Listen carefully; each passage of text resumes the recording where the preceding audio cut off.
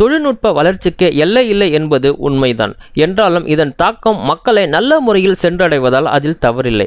ஆனால் அது மிக மோசமான முறையில் சென்றடைவதால் அதை நாம் கவனமாக கையாள வேண்டும் என்பது அவசியம். இதே நிலைதான் தற்போது ஏற்பட்டுள்ளது.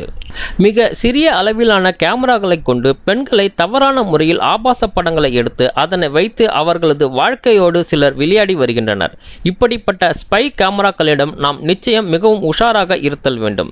இனி எப்படிப்பட்ட இடங்களில் இந்த வகையான ஸ்பை கேமராக்கள் வைப்பார்கள் என்பதை இந்த பதிவில் பார்ப்போம். ஸ்பை கேமராக்கள். இந்த ஸ்பை கேமராக்கள் ஒரு சில சிக்கலான இடங்களில் மட்டுமே வைக்கப்படும். இவற்றை நாம் பெரும்பாலும் கண்டுகொள்வதும் இல்லை. வைஃபை ஏசி அடாப்டர் என்கின்ற ஸ்பை கேமராவை ஏசியின் துளைகளில் வைத்திருக்க வாய்ப்புகள் உள்ளது. Mobile charger.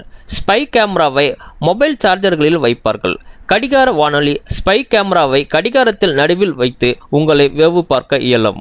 Shower spy camera போன்றவற்றை குளியல் அறையில் வைத்து உங்களை ஆபாச முறையில் கண்காணிக்க முடியும். ஸ்பை ஷூ கேமரா மூலம் உங்களை எளிதில் கண்காணிக்க இயலும். பெல்ட் ஸ்பை கேமரா போன்றவற்றை பெல்ட்டில் வைத்து அதன் மூலம் அந்தரங்க படங்களை பதிவு செய்ய முடியும். பேனா ஸ்பை கேமரா மூலம் நீங்கள் என்ன செய்கிறீர்கள் என்பதை கண்காணிக்க வழியுள்ளது. குளியல் அறையில் உள்ள டிஷ்யூ பாக்ஸில் கூட சில வகையான கேமராக்கள் வைக்க இயலும். இந்த வகை கேமராக்கள் வாட்டர் ப்ரூஃப் வகையை சேர்ந்தது.